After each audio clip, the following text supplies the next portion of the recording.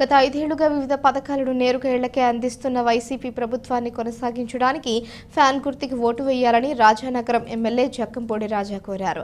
ప్రత్యర్థుల మాయమాటలు, అబద్ధాలు నమ్మి మోసపోవద్దని, ప్రజలకు మేలు చేస్తున్న వైఎస్ఆర్సీపీ ప్రభుత్వాన్ని మళ్లీ గెలిపించాలని కోరారు.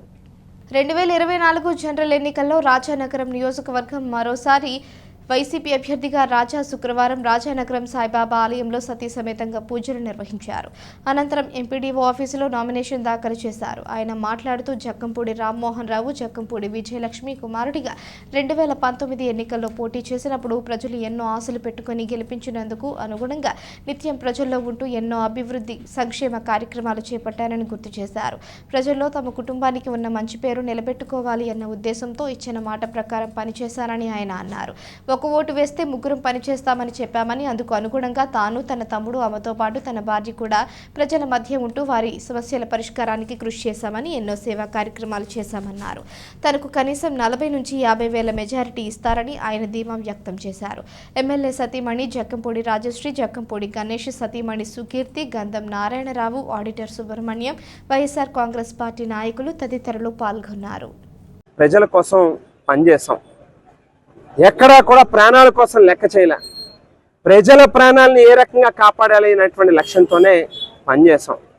ఉచితంగా అంబులెన్స్లు కానీ, లేక ఆక్సిజన్ సెంటర్లు కానీ, హాస్పిటల్లో మంచాలని అడ్మిషన్కి సంబంధించినటువంటి ప్రక్రియ కానీ, లేక ఉచితంగా ఇళ్ళకి మెడిసిన్స్ని పంపించేటటువంటి కార్యక్రమం కానీ, వ్యాక్సినేషన్కి సంబంధించి కానీ, అనేక రకాలుగా కోవిడ్ సందర్భంలో కూడా ప్రజలకి తోడుగా నిలిచేటటువంటి కార్యక్రమం చేసాం. ఈవేళ ధైర్యంగా ప్రజల దగ్గరికి వెళ్ళి మాకు ఓటు వేయండి అని చెప్పి అడిగేటటువంటి హక్కు ఉంది అని చెప్పి ఈవేళ సగర్వంగా మీ అందరికీ కూడా తెలియజేస్తా ఉన్నా. ఎక్కడా కూడా భయపడేదో లేకపోతే ఏదో వెనకడిగేసేటటువంటి పరిస్థితులు లేదు. ఈవేళ ఖచ్చితంగా ఏ గ్రామానికి వెళ్ళినా రైతు భరోసా కేంద్రాలు, గ్రామ సచివాలయాలు, వైఎస్ఆర్ హెల్త్ క్లినిక్లు, సీసీ రోడ్లు, సీసీ డ్రైన్లు, ఓహెచ్ఆర్ ట్యాంకులు, ఇంటింటికి కుళాయిలు, నాడు నేడు ద్వారా ప్రభుత్వ పాఠశాలల యొక్క రూపురేఖలు మార్చడం కానివ్వండి, టీటీడీ దేవస్థానం ద్వారా అనేక ఆలయాల్ని నిర్మాణం చేయడం కానివ్వండి, అంగన్వాడీ భవనాలు కానివ్వండి, వ్యవసాయ ఏదైతే వ్యాయామశాలలు కానివ్వండి, ఓపెన్ జిమ్స్, అలాగే శ్మశాన వాటికలను కూడా అభివృద్ధి చేసినటువంటి కార్యక్రమం చేశాం. ఇలా ఏ గ్రామానికి వెళ్ళినా కూడా నేను పలానా పని చేశాను అని చెప్పి ధైర్యంగా చెప్పుకోగలిగేటటువంటి హక్కు ఈవేళ నాకుంది.